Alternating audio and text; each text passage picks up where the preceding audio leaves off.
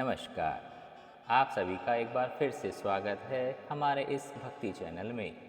आप सभी को शीतला अष्टमी की हार्दिक शुभकामनाएं। आइए मिलकर सुनते हैं शीतला माता की व्रत कथा। एक बार की बात है, शीतला माता ने सोचा, चलो आज देखती हूँ धरती पर मेरी पूजा कौन कौन करता है, कौन मुझे मानता है। यह सोचकर शीतला माता धरती पर राजस्थान के डुंगरी गांव में आई और एक बूढ़ी औरत का वेश धर लिया। उन्होंने देखा कि इस गांव में तो मेरा मंदिर ही नहीं है और ना ही लोग मेरी यहाँ पूजा करते हैं। माता शीतला गांव की गलियों में घूम रही थी। तभी एक मकान के ऊपर से किसी ने चावल का उबला हुआ मांड नीचे फेंक दिया। वह उबलता हुआ पानी शीतला माता के ऊपर आकर गिरा, जिससे शीतला माता के शरीर पर छाले पड़ गए। शीतला माता के पूरे शरीर में जलन होने लगी। शीतला माता गांव में इधर उधर भागकर चिल्लाने लगी, अरे मैं जल गई, मेरा शरीर तप रहा है, वह बहुत तेज जल रहा है, कोई मेरी सहायता करो। लेकिन उस गांव में किसी ने माता शीतला की सहायता नहीं की। वहीं अपने घर के बाहर एक कुम्हारिन महिला बैठी थी। जब उस कुम्हारिन ने माता शीतला को देखा तो कहने लगी, अरे बूढ़ी माई, तुम तो बहुत जल गई हो। तुम्हारे तो पूरे शरीर में भी तपन है और फफोले भी पड़ गए हैं। आओ यहाँ आकर बैठ जाओ, मैं तुम्हारे शरीर पर ठंडा पानी डाल देती हूँ। फिर कुम्हारिन ने उस बूढ़ी माई पर खूब ठंडा पानी डाला। फिर कहने लगी कि माँ, मेरे घर में रात की बनी हुई राबड़ी रखी है और थोड़ा दही भी बचा हुआ है, तुम दही और राबड़ी खा लो। जब बूढ़ी माई ने ठंडे ज्वार के आटे की राबड़ी और दही खाया तो उनके शरीर को बहुत ठंडक मिली। अब कुमारिन महिला कहने लगी, माँ यहाँ बैठ जाओ, मैं तुम्हारे सर के बाल जो बहुत बिखरे हुए हैं उन्हें गूंथ देती हूँ। और कुम्हारिन ने माई की चोटी गूंथने के लिए जैसे ही बालों में कंघी करी, अचानक कुम्हारिन की नज़र उन बूढ़ी माई के सिर के पीछे पड़ी। कुम्हारिन ने देखा कि एक आंख बालों के अंदर छुपी हुई है। यह देखकर वो डर गई और घबरा कर भागने लगी।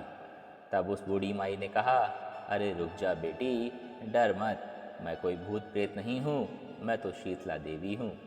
मैं इस धरती पर देखने आई थी कि मुझे कौन कौन मानता है, कौन मेरी पूजा करता है। इतना कहकर उन्होंने अपने असली रूप प्रकट किया और उस कुम्हारिन माई को दर्शन दिया।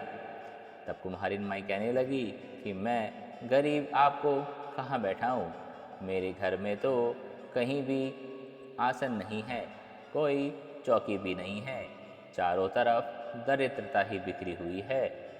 तब माता शीतला ने प्रसन्न होकर कहा कि कुम्हारिन के घर पर जो गधा खड़ा हुआ है, मैं उस पर ही बैठ जाती हूँ। तब वह प्रसन्न होकर उस कुम्हारिन के घर पर खड़े हुए गधे पर बैठ गई। एक हाथ में झाड़ू, दूसरे हाथ में डलिया ले लिया और उस कुम्हारिन के घर की दरिद्रता को झाड़कर डलिये में डालकर फेंक दिया। उस कुम्हारिन से कहने लगी, हे बेटी, मैं तेरी सच्ची भक्ति से प्रसन्न हूँ, अब तुझे जो चाहिए वो मुझसे मांग ले। कुम्हारिन ने हाथ जोड़कर कहा, हे माता, मेरी इच्छा है आप इस डूंगरी गांव में स्थापित हो और यहीं निवास करें। और जिस प्रकार आपने मेरी घर की दरिद्रता दूर करी है और उसे झाड़ू से साफ कर दिया, ऐसे जो भी भक्त होली के बाद की सप्तमी को भक्ति भाव से पूजा करके अष्टमी के दिन आपको ठंडा दही, जल या बासी ठंडा भोजन चढ़ाए, उसके घर की दरिद्रता को भी आप दूर कर देना। आपकी पूजा करने वाली महिला अखंड सुहाग रहे, उसकी गोद हमेशा भरी रहे। साथ ही जो पुरुष शीतला अष्टमी को नाई के यहाँ बाल ना कटवाए, धोबी के यहाँ कपड़े ना धुलवाए और पुरुष जो आप पर ठंडा जल चढ़ाए, नारियल फूल सभी चढ़ाए, ऐसा ठंडा बासी भोजन करे, उसके काम धंधे और व्यापार में भी कभी दरिद्रता ना आए। तब माता बोली, तथास्तु। हे बेटी, जो तूने वरदान मांगे हैं मैं तुम्हें सब देती हूँ। तुझे आशीर्वाद देती हूँ कि मेरी पूजा का मुख्य अधिकार पर इस धरती पर सिर्फ कुमार जाति को ही होगा। तभी उस दिन से डोंगरी गांव में शीतला माता स्थापित हो गई और उस गांव का नाम ही पड़ गया शील की डोंगरी। शील की डोंगरी भारत का एकमात्र मुख्य मंदिर है जो राजस्थान के जयपुर शहर के चाकसू नगर में है। शीतला सप्तमी के दिन यहाँ बहुत बड़ा मेला लगता है। बोलो शीतला माता की जय। आप सभी पर भी शीतला माता की कृपा हमेशा बनी रहे। यह थी शीतला अष्टमी की व्रत कथा। यह कथा आपको कैसे लगी आप कमेंट करके हमें ज़रूर बताइएगा और चैनल को सब्सक्राइब अवश्य कीजिए। बोलो शीतला माता की जय।